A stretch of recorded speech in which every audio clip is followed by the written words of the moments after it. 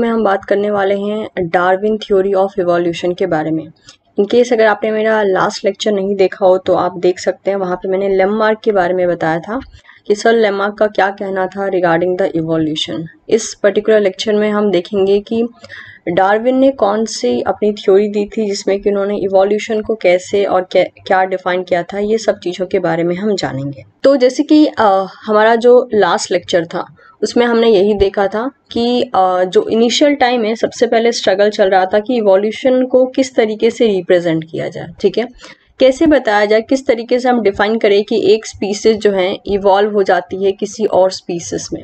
इसको हम कैसे बता सकते हैं। तो देखिए, हमने लास्ट लेक्चर में देखा था कि लेमार्क का क्या कहना था। लेमार्क ने समहाउ एक तरीके से कंसेप्ट दिया था किसका, जिसको कि हमने कहा था ट्रांसफॉर्मिज्म। ट्रांसफॉर्मिज्म में आप देख सकते हैं कि अगर एक स्पीसीज से, मान लीजिए दिस इज वन स्पीसीज, और ये जो है आगे चल के ट्रांसफॉर्म होके सेकंड स्पीसीज में बदल जाती हैं। सेकंड से ये क्या कर सकती हैं, सेकंड से ये थर्ड में जाकर चेंज हो सकती हैं। ओके, तो इसमें क्या हो रहा था, इसमें एक स्पीसीज कंप्लीट तरीके से दूसरे स्पीसीज में बदल जा रही थी और इसीलिए हम इसे ट्रांसफॉर्मिज्म का नाम दे रहे थे, यानी कंप्लीट ट्रांसफॉर्मेशन हो जा रहा था, राइट। अगर हम ऐसा कहना चाहें तो कंप्लीट ट्रांसफॉर्मेशन हो जा रहा था, लेकिन समहाउ इसको डिनाई कर दिया गया, क्योंकि अगर ऐसा है तो फिर तो इकोसिस्टम से या इन्वायरमेंट से तो वेरिएशन ही हट जाएगा, राइट। फिर क्या हुआ, फिर हमने ये भी देखा कि लेमार्क ने क्या क्या चीज़ें, क्या क्या थ्योरी रखी, उसको प्रूव करने के लिए उन्होंने क्या क्या एग्जाम्पल्स रखे, उनके उस एग्जाम्पल्स को या उनकी थ्योरी को, उनके पोस्टुलेट को कैसे क्रिटिसाइज किया गया। फिर पूरा क्रिटिसिज्म आप ये नहीं कह सकते हो कि पूरा ही डिनाई कर दिया गया उनकी थ्योरी को। समहाउ उनकी थ्योरी को जो है थोड़ा सा मॉडिफाई करके नियो लेमार्किज्म के नाम से उसको स्टडी किया गया। इसके बाद डार्विन आए, ठीक है। डार्विन समहाउ, जैसे कि मैंने बताया आपको लास्ट वीडियो में बताया था कि जिस ईयर में लेमार्क ने अपनी हाइपोथेसिस को पब्लिश किया था उसी ईयर में डार्विन का बर्थ हुआ था। तो डार्विन ने भी लेमार्क की थ्योरी को पढ़ा था and somehow he was not agree with each and every postulate और ईच एंड एवरीथिंग जो कि लेमार्क ने मेंशन किया था। तो डार्विन का समहाउ ये कहना था कि जो इवोल्यूशन होता है वो ट्रांसफॉर्मिज्म जैसा नहीं होता है, वो एक डेविएशन जैसा होता है। जैसे कि मान लीजिए ये एक स्पीसीज है, तो इस स्पीसीज से डेविएट होके कुछ स्पीसीज अलग हो जाती हैं इस तरीके से, और मतलब कि एक डेविएशन को ध्यान में रखकर जो है इवोल्यूशन देखा जाता है।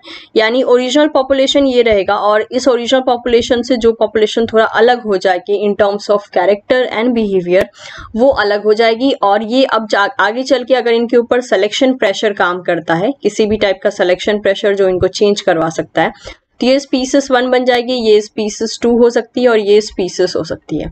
तो इसमें हम क्या देख रहे हैं, इसमें हम ये देख रहे हैं कि ये वेरिएशन यहाँ मेंटेन है। तो इन्होंने एक ब्रांचिंग का कंसेप्ट दिया था कि जो इवोल्यूशन होता है वो इस तरीके से चल के ब्रांचिंग फॉर्म में जाएगा, इस तरीके से, राइट। एंड समहाउ आज के टाइम में जो हम इवोल्यूशन को स्टडी करते हैं वो यही फॉर्म है। लेकिन लेमार्क का क्या कहना था, लेमार्क का कहना था कि भाई इवोल्यूशन ऐसे होता है, मतलब एक का कन्वर्जन पूरा ही दूसरे में हो जाता है। तो इसी लेमार्क के सारी थ्योरी के बारे में हम पढ़ने वाले हैं। और दो इनिशियल में ही हमने ये चीज देख ली कि दोनों के पॉइंट ऑफ व्यू कितने अलग थे रिगार्डिंग द इवोल्यूशन, की स्पीसीज कैसे इवॉल्व होती है, कैसे चेंजेस को एक्यूमुलेट करती है। ओके, बट आज के टाइम में, करंट टाइम में जिस थ्योरी को हमने बहुत ज़्यादा एक्सेप्ट किया और वैल्यू दिया वो है synthetic theory of evolution.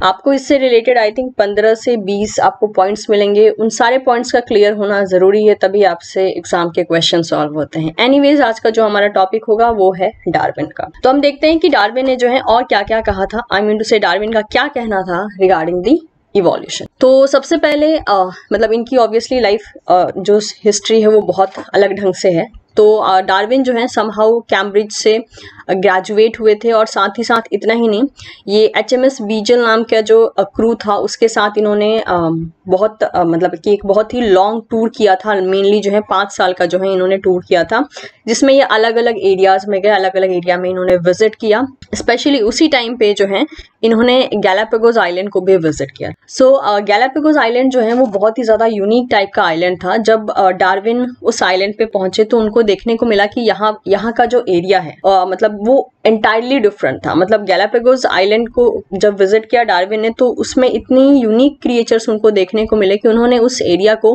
Living laboratory of evolution तक कह दिया। वहां पे सारे ही ऑर्गेनिज्म बहुत ज्यादा जायंट साइज के थे। मतलब उनका जो बॉडी साइज था, आप देख सकते हैं यहाँ पे 2 पिक्चर मैंने रखा है उस टाइम का, जब मतलब कि नॉर्मली अगर हम कहें तो एक ढंग से जो जायंट साइज के जो एनिमल्स मिलते थे वो वहां पे उनको देखने को मिले। ठीक है, जैसे कि जायंट टॉर्टोइज हो गया, ठीक है, जायंट लीजर्ड हो गया, फिंचेस भी उनको देखने को मिली।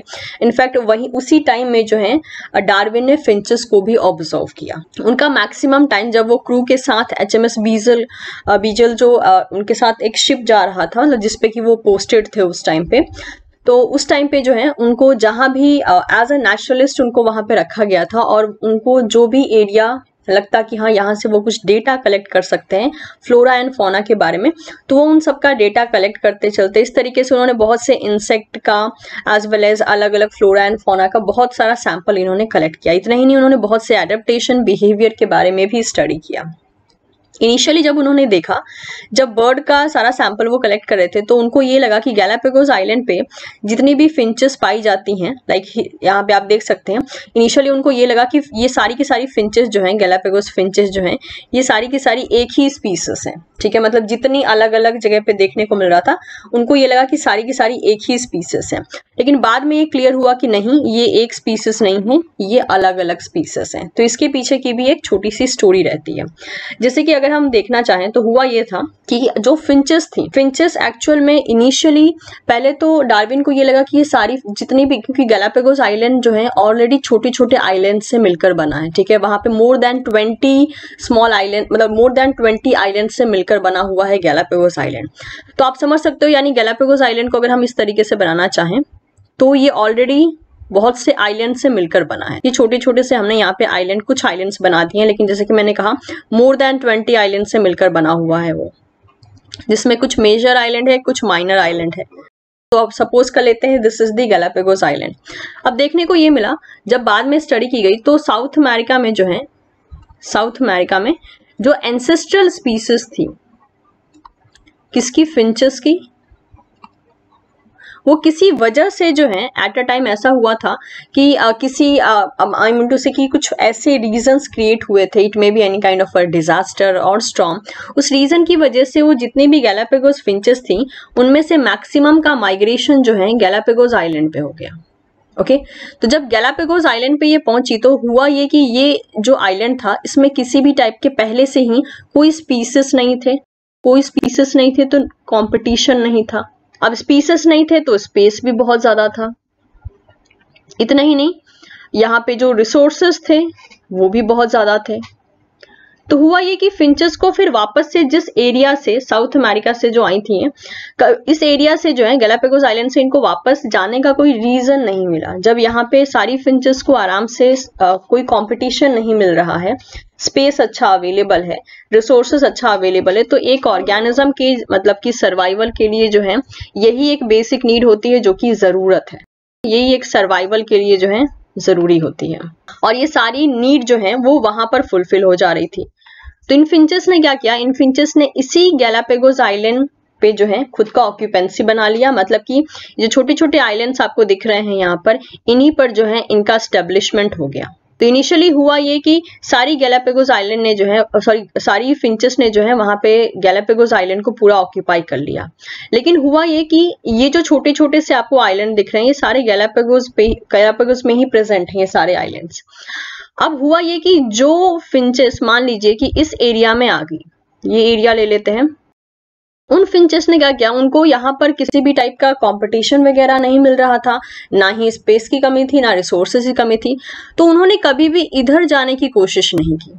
Similar case with here also कि जो फिंचेस इस एरिया में आके ऑक्यूपाई कर गई, उनको यहाँ पे सब कुछ ठीक ठाक मिला, तो कोई फिंचेस ने यहाँ पे जाने की कोशिश नहीं की। Similar case with here also and here also, मतलब सभी के साथ यही केस अप्लाई था कि किसी ने कहीं और पे मूव करने की कोशिश नहीं की। और ऐसा जब हुआ तो आपको पता है अभी के टाइम में हम ये जानते हैं कि ये जो चीज यहाँ पे शो हो रही है, that is a case of what, reproductive isolation.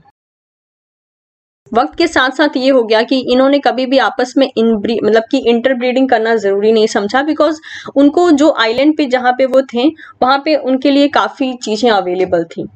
So they didn't migrated to the other island और दी एडजेसेंट आइलैंड। और इसकी वजह से क्या हुआ, अब हर एक आइलैंड में जो है फिंचेस अलग अलग थी, और hence as a result of that ये जो फिंचेस हैं पता चला कि यस ये एक ही एंसेस्टर से इवॉल्व हुई हैं, लेकिन अलग अलग आइलैंड पे जो है अलग अलग फिंचेस की स्पीसीज प्रेजेंट है। एंड फाइनली जो है यहाँ पर हो गया स्पीसिएशन।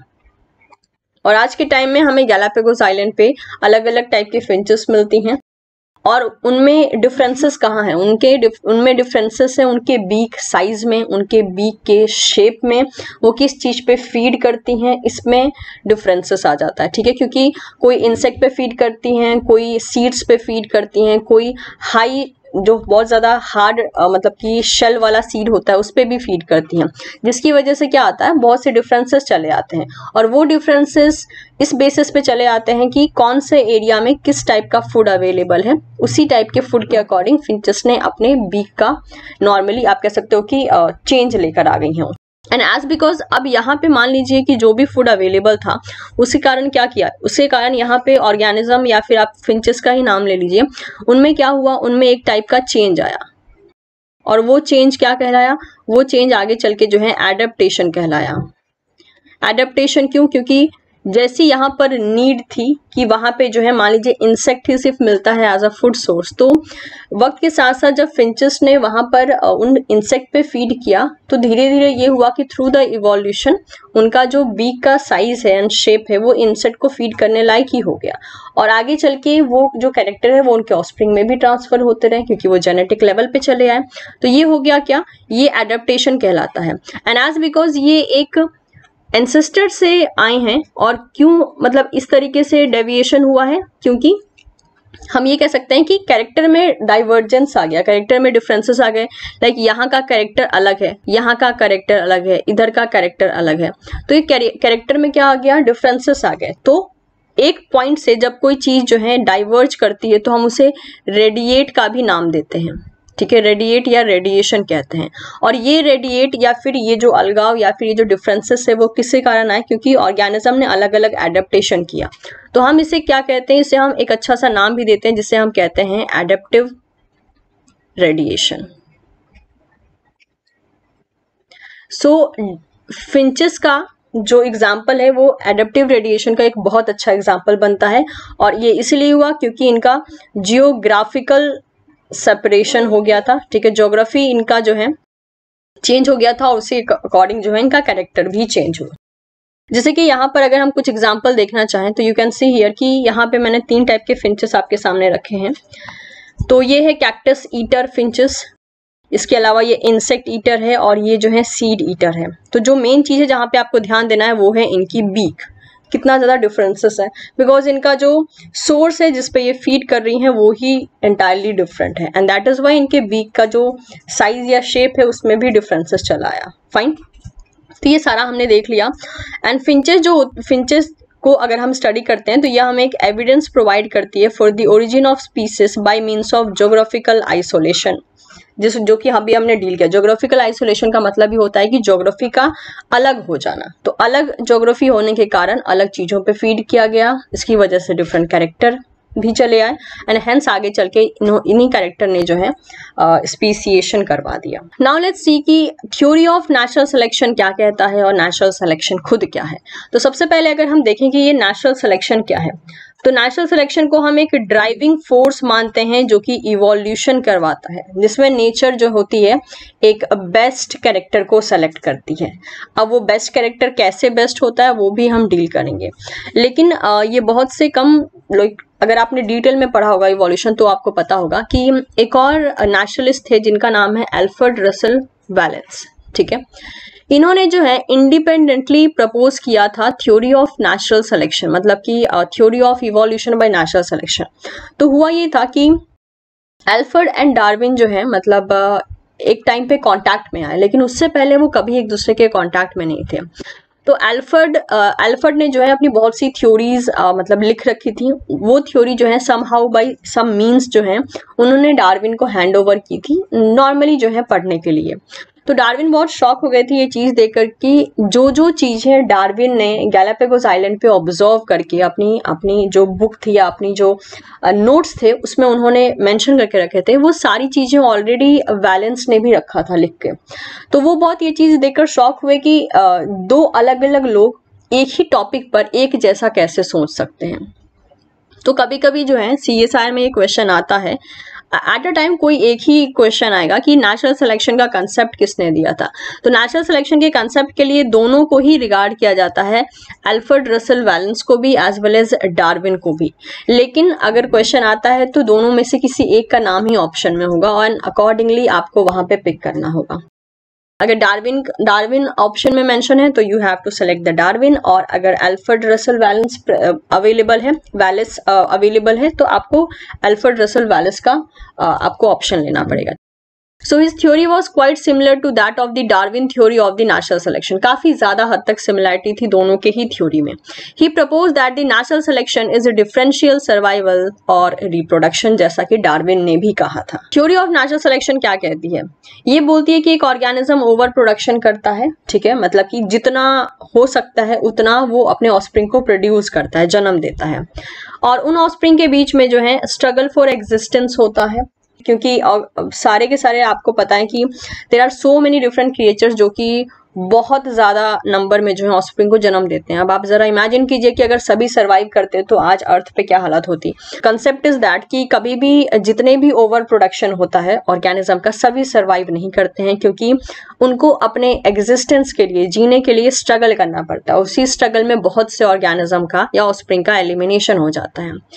तीसरी ये चीज कहती है नेचुरल सिलेक्शन की वेरिएशन इन्वायरमेंट में हमेशा रहेगा, यानी जो डिफरेंसेस हैं वो इन्वायरमेंट में पहले से ही रहेंगे।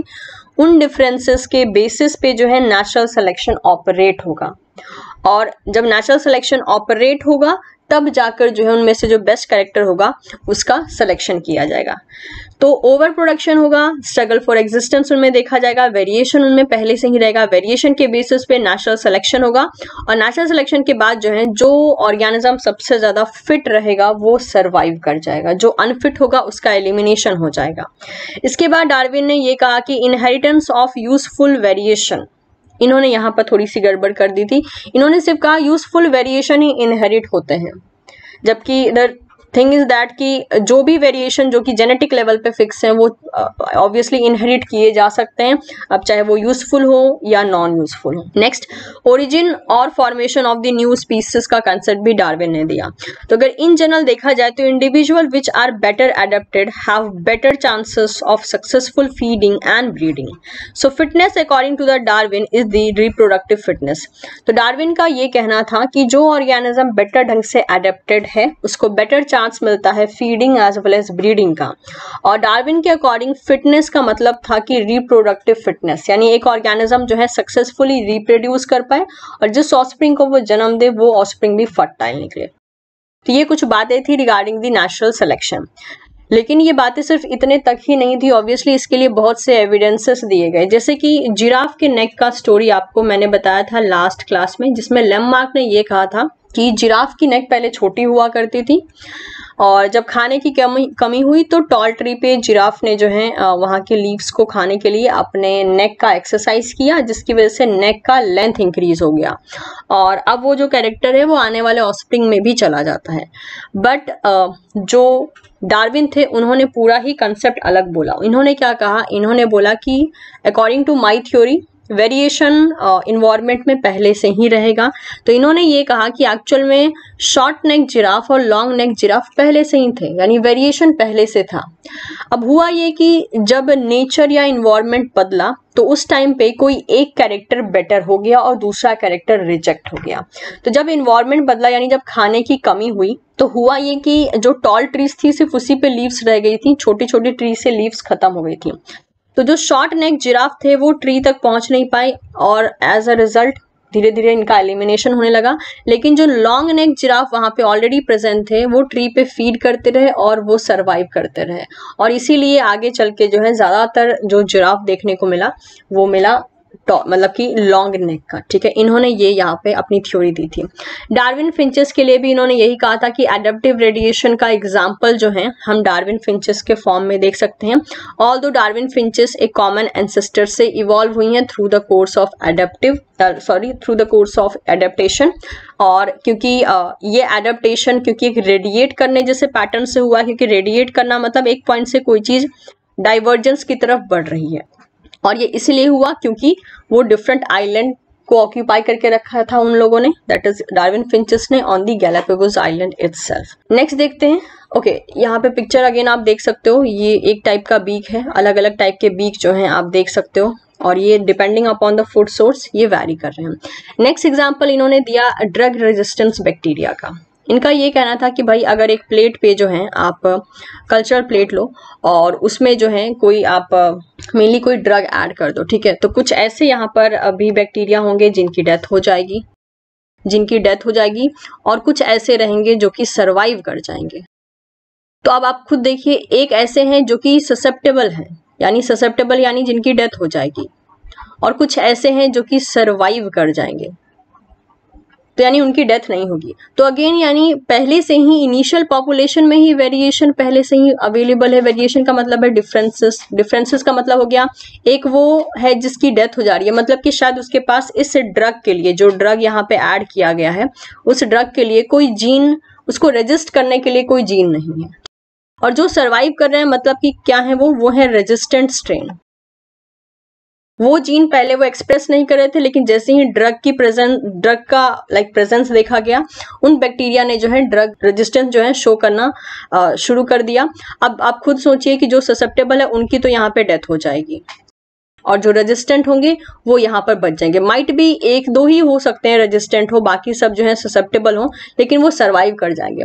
तो अगेन यहाँ पे वही कंसेप्ट आता है कि यानी वेरिएशन पहले से था, एक ससेप्टेबल थे, कुछ ऑर्गेनिज्म ससेप्टेबल थे या कुछ बैक्टीरिया ससेप्टेबल थे, कुछ रेजिस्टेंट थे, और एज अ रिजल्ट रेजिस्टेंट का सिलेक्शन हो गया।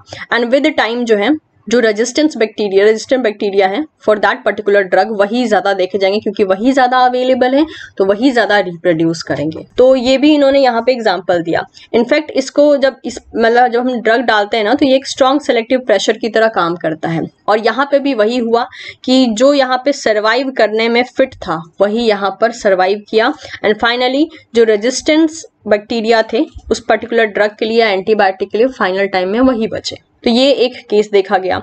नेक्स्ट देखिए, इन्होंने यही जैसे कि बोला बीटल्स के बारे में भी जो है इन्होंने यही बोला कि ऑर्गेनिज्म जो है पहले से ही वेरिएशन के साथ प्रेजेंट होता है, यानी जो पॉपुलेशन हम देखेंगे वहां पे वेरिएशन पहले से ही होगा एक कैरेक्टर का, या जो वेरिएशन यहाँ पे बोला जा रहा है इन टर्म्स ऑफ कैरेक्टर बोला जा रहा है, तो उनमें एक बेनिफिशियल वेरिएशन होगा या बेनिफिशियल कैरेक्टर कह सकते हो आप, और एक होगा बैड वेरिएशन या बैड कैरेक्टर। बेनिफिशियल वेरिएशन कौन सा होगा? जो एक ऑर्गेनिज्म को सर्वाइवल देने में मदद करेगा, यानी वो कैरेक्टर उस एरिया के लिए बहुत अच्छा है जिसकी वजह से वो ऑर्गेनिज्म वहां सर्वाइव कर जा रहा है। और बैड वेरिएशन या बैड कैरेक्टर कौन सा होगा? जो कि एक ऑर्गेनिज्म के सर्वाइवल चांस को कम कर दे रहा है। अब सीधी सी बात है, जो ऑर्गेनिज्म अच्छे वेरिएशन के साथ या अच्छे कैरेक्टर के साथ है और जिसे नेचर फेवर कर रही है, उससे रिलेटेड मेंबर या ऑर्गेनिज्म ज्यादा देखे जाएंगे, और जिसके पास कैरेक्टर सही नहीं है उससे रिलेटेड ऑर्गेनिज्म कम देखे जाएंगे। नेक्स्ट इन्होंने मिमिक्री एंड डिफेंस कलरेशन का भी एग्जाम्पल दिया। जो मिमिक्री एंड प्रोटेक्टिव और डिफेंसिव कलरेशन होता है, that is a product of natural selection and they are found in certain animals. This help the prey to escape from their predator.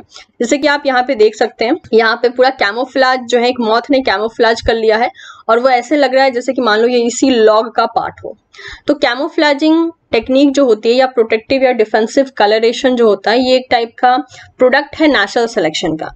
यानी सीधी सी बात है कि मान लीजिए यहाँ कोई प्रेडेटर आया, तो ऑलरेडी यहाँ पर इसी के मेंबर में से और भी बहुत से मेंबर होंगे जो कि अलग शायद बॉडी कलरेशन अलग शो कर रहे होंगे, उनको सेलेक्ट करके प्रेडेटर जो है सब अपने फीडिंग सोर्स के लिए लेकर चला गया।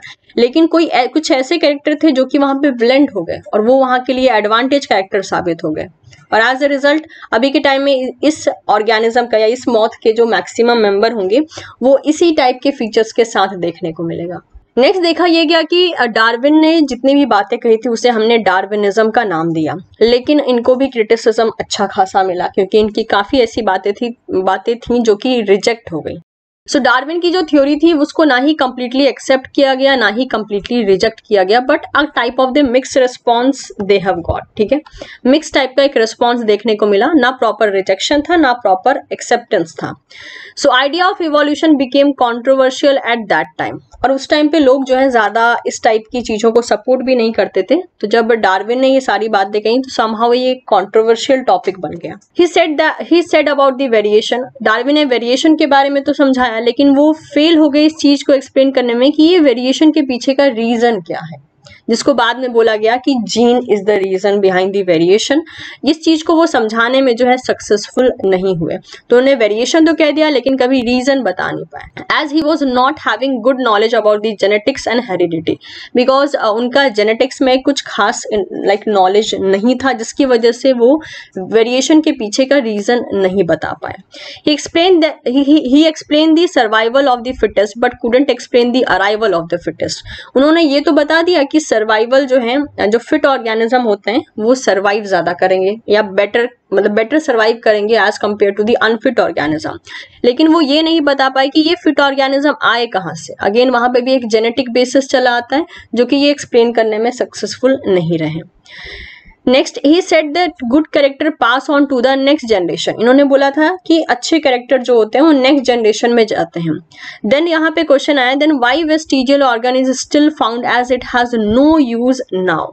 ही fail to explain the presence of vestigial organ, क्योंकि इन्होंने सिर्फ अगर ये कह देते कि कैरेक्टर पास होते हैं नेक्स्ट जनरेशन में तब तो इनकी थ्योरी सही मान ली जाती, लेकिन उन्होंने गड़बड़ कर दिया कि उन्होंने कह दिया यूजफुल कैरेक्टर ही पास होते हैं, जिसकी वजह से उसके बाद कंट्रोवर्सी ये आ गई कि हमारी बॉडी में जो वेस्टिजियल ऑर्गन है जिसका आज के टाइम में कोई यूज नहीं है, तो this is not the useful character, तो ये हमारी बॉडी में प्रेजेंट क्यों है। अगर सिर्फ और सिर्फ यूजफुल कैरेक्टर ही जाते हैं नेक्स्ट जनरेशन में तो ये हमारी बॉडी में आज क्या कर रहा है, वेस्टिजियल ऑर्गन का फिर क्या यूज है और वो हम अपनी बॉडी में क्यों इनहेरिट करते हुए चल रहे हैं।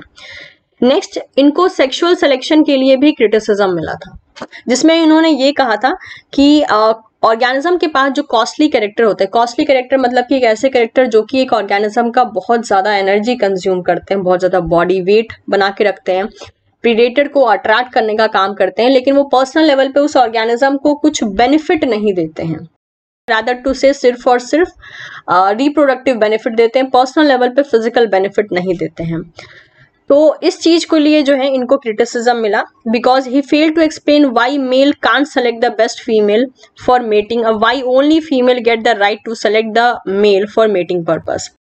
जिसमें कि लोगों ने यही बोला कि ठीक है, तुम कह रहे हो कि कॉस्टली कैरेक्टर जो है वो मदद करता है for that particular organism to reproduce successfully, लेकिन ये भी थ्योरी हमें पता है कि मैक्सिमम टाइम फीमेल चूज ही होती है, female has the right to choose the proper mate. तो वहां पे यही क्वेश्चन बना कि फीमेल इतनी चूजी क्यों होती है, क्यों फीमेल सेलेक्ट करती है मेट को, तो इसका भी समहाउ एक्सप्लेनेशन देने में वो सक्सेसफुल नहीं रहे। तो सेक्सुअल सिलेक्शन में जैसे कि एग्जांपल बोले तो पिकॉक का जो टेल है that is a good example of sexual selection, deer का एंटलर, ठीक है, जो हाथी के दांत होते हैं, इसके अलावा जो प्लमेज होते हैं कॉक में, ये सारे कुछ एग्जाम्पल हो गए सेक्सुअल सिलेक्शन के। तो ये कुछ हमने देखा कि डार्विन का जो मेनली थ्योरी थी रिगार्डिंग द इवोल्यूशन उसको कैसे कैसे क्रिटिसिज्म मिले। ऑल्दो इनकी थ्योरी को जो है बाद में क्या किया गया, तो यहाँ पे जो है Darwinism plus genetics and gene concept, ठीक है, क्योंकि इनकी बहुत सी ऐसी थ्योरी थी जहां पर ज्यादातर प्रॉब्लम इसी एरिया में आई कि ये कभी जीन लेवल पे चीजों को समझाने में सक्सेसफुल नहीं रहे। तो हुआ ये कि जो डार्विनिज्म था मेनली नियो डार्विनिज्म, ठीक है, नियो डार्विनिज्म आप कह सकते हो, नियो डार्विनिज्म बनाया गया, या फिर ऐसे कह सकते हैं हम कि Darwinism as well as genetic जो कंसेप्ट थे उसको मिलाकर जो है एक ढंग से एक थ्योरी दे दी गई, जिसे हम नॉर्मली जो है जो भी कमियां थी तो कुछ न्यू थ्योरी बन गई, और वो जो न्यू थ्योरी बनी समहाउ वो एक ढंग से एक्सेप्टेबल बेसिस पे चली। जैसे कि अगर हम इन जनरल कहते हैं तो डार्विन की जो थ्योरी थी उसमें जो सबसे बड़ी कमी थी वो ये कि उन्होंने कभी भी जो है जेनेटिक बेसिस पे कुछ नहीं समझाया, ठीक है। तो जो न्यू डार्विनिज्म है इसी को हम समहाउ आज के टाइम में जो है हम मॉडर्न थ्योरी कहते हैं, मॉडर्न थ्योरी इसको सबसे ज़्यादा आज के टाइम में एक्सेप्ट किया गया है, जिसे हम सिंथेटिक थ्योरी ऑफ इवोल्यूशन भी कहते हैं। तो उसमें Darwinism as well as genetic concept जो कि यहाँ पर एक्सप्लेन नहीं किया जा सका, ये कहाँ से आया, अराइवल ऑफ द फिटेस्ट कहाँ से आया, वेरिएशन कहाँ से आया, उन थ्योरी को यहाँ पे ऐड कर दिया गया जो कि मेंडल के थ्रू दी गई। और उसके बाद जो है एक न्यू थ्योरी क्रिएट हो गई जिसे हमने न्यू डार्विनिज्म कहा, और या फिर हम न्यू डार्विनिज्म को मॉडर्न थ्योरी ऑफ इवोल्यूशन भी कहते हैं। न्यू मीन्स कुछ नया ऐड कर दिया गया, कुछ मॉडिफाई कर दिया गया।